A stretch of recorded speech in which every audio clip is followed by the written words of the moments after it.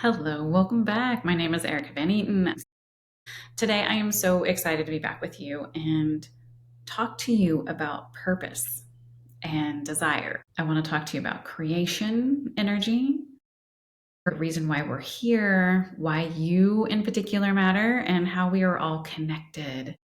So let's play. Let's get ready to play. If you are new to me, I channel my soul, and I channel a council. I channel archangels, kind of just depends who wants to come through. But every time that I speak with you, every time that I teach a class, get interviewed, write in my emails to my email list, you receive a healing because that's always my intention, that a healing of some kind come through. My intention always is for you to know your power, is to be empowering and give you hope and purpose for being here, to feel it, to be able to ignite that light within you so that you feel drive again. Because when that's lost, we get lost. And sometimes it gets put on the back burner as we have, real life come rolling through us. I get it. I've got 3 kids and they are busy. And sometimes I forget myself.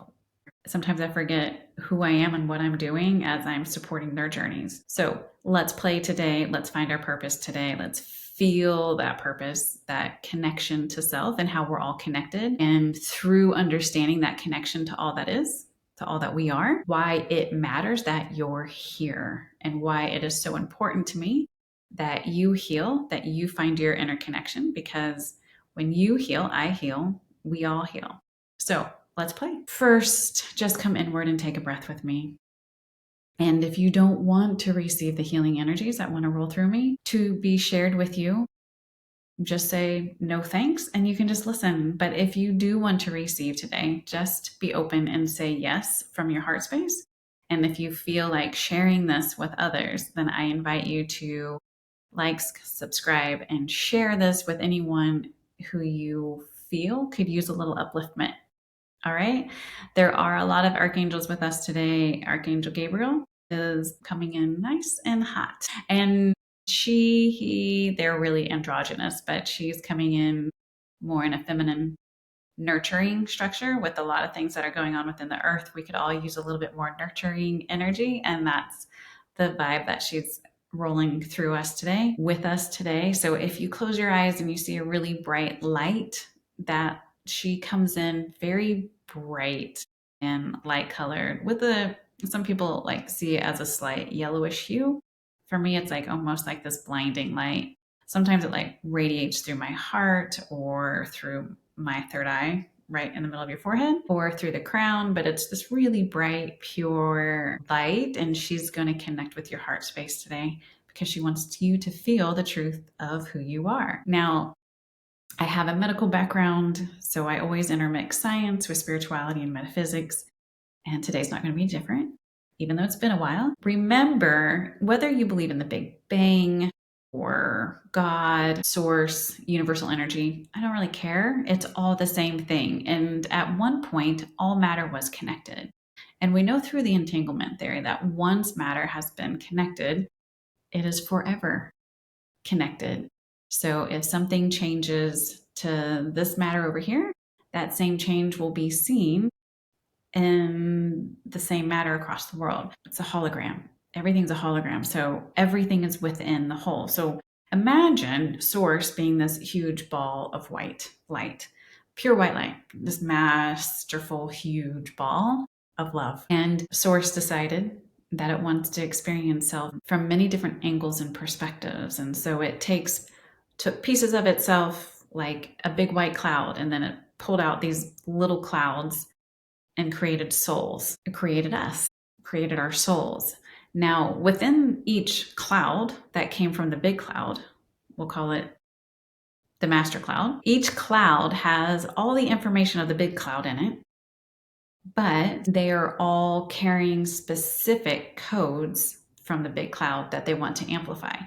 So even though within me, I have everything within me of source, me in particular I am carrying specific codes that are louder in me than in you. And you have codes that are louder in you than in me. And I need you to activate and light up your codes. So those activate and light up in me. And that's how we coexist and work together. So we are never all going to have the same perspective or see through the same lens because, again, there are certain codes in you that are really loud, that are quiet in me, and I have certain codes within me that are really loud in me and quiet in you. So every experience that we have when we come here, if we're all sitting in the same room and we watch the same movie, we are each taking away a different perspective, a different feeling, different imagery from that movie and the way that it affected us and made us feel because it's coming through our own particular amplified codes of light. And then through that light, it gets projected out and we share that with the world. So that's why there can be 100 people in the room and no two people have the same opinion about what happened, or they have slightly different perspectives about what happened, or slightly different feelings in their body about what happened. Now, we can have similar viewpoints and similar feelings, but they're never exactly the same. It doesn't affect us exactly the same because everyone's codes are different. But I still have your codes within me. They're just not very loud. If you amplify your codes in yourself and you make them really loud and really bright and you shine those out to everyone around you, that does make them a little bit more noticeable in me. And it turns on a little bit more light in me. And the same, if I turn on more light within me, then that turns on a little bit more light in you. We're sharing these codes. They're just going to be a little bit of different, they're just a different loudness within us. Now, where things get messy is as we are growing here on Earth, we forget one, where we came from, that we were all connected, that we're all part of this greater source, whatever your name for that is. Again, don't care, no opinion. We forget that. And then we start to get programmed by different belief systems, by different frequencies coming into our field, because every thought, emotion, feeling that is going on in our environment or that we have are like on radio waves, right? They're particles of energy waves that come rolling through. And because we're just trillions of atoms of energy, they come into our field, they hit us. And when we aren't really aware, when we're growing and we're just soaking up information in our environment, it starts to give us definition about who we can and can't be, what we should and shouldn't believe. Labels: what is a mom? What is a dad? What is a sibling? What is a caretaker? What is a teacher? What is a pet? All these things have labels and definitions from our society and from our cultures. And we start to take all of that information and receive that and allow that to define us. But it shouldn't have. But it did, because we forgot. So when we start to go through the awakening process and becoming consciously aware that things are energy and that we aren't these programs and these labels that we grew up thinking we were, we start to unravel the labels, because those are waves of energy that start to wrap around our unique codes of light and dim them. So instead of us shining out the truest expression that we are, these unique codes of light that we are, we allow for these definitions of what culture, society, parents, caregivers, teachers, that get passed down and define us. And that information wraps around our energy codes of light, our source codes. I call them source codes. It wraps around our source codes. And so we're trying to shine out this beautiful, radiant light that we are. But it's trying to shine through all these layers of labels, this density that we have wrapped around ourselves. And so we aren't really expressing the truth of who we are. We're expressing a fraction of who we are. And then we can feel things like lack of purpose, lack of drive. Why am I here? What's the reason behind all of this? What's the purpose of living? I don't mean it to sound hopeless, but you know what I mean. So through energy healing, through meditation, through breath work, through yoga, through nature, whatever your modality that works for you is, What we're looking to undo is to unravel the subconscious programming, the belief systems, the labels that have limited our expression of self and caused us to become an expression of who we think we should be, depending on who we were told we were growing up, indirectly, usually. So we do that through breathing. And a big part of it is just remembering of how this works and why we aren't the truest expression, or why we don't feel this deep inner connection. And that can make us really sad because we feel lost at times, or we feel like there's no reason for this at times, or we don't know why we feel homesick, even though we have no reason for it, because maybe we are home with our families or with our friends and we still feel alone. The connection that we're looking for is the connection within. And we're wanting to radiate that out and share that with the world. And that helps other people remember how to do the same thing. My oldest son, that was born with Down syndrome and autism, has been my master teacher his whole life. His soul has come in and taught me many, many things. And one of his obsessions, because he has some OCD, are puzzles. And he does like 1,000-piece puzzles.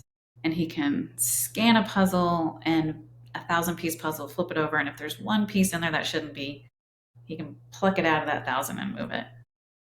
But we are all part of this big puzzle, this master puzzle, and all of our colors fit together. All of our shapes fit together. And when shapes are missing, when pieces are missing of that puzzle, pieces of us are missing too. Now, when someone chooses to go inward and be the greatest expression of self, and they shine that light out, that is really the only thing we need to do here.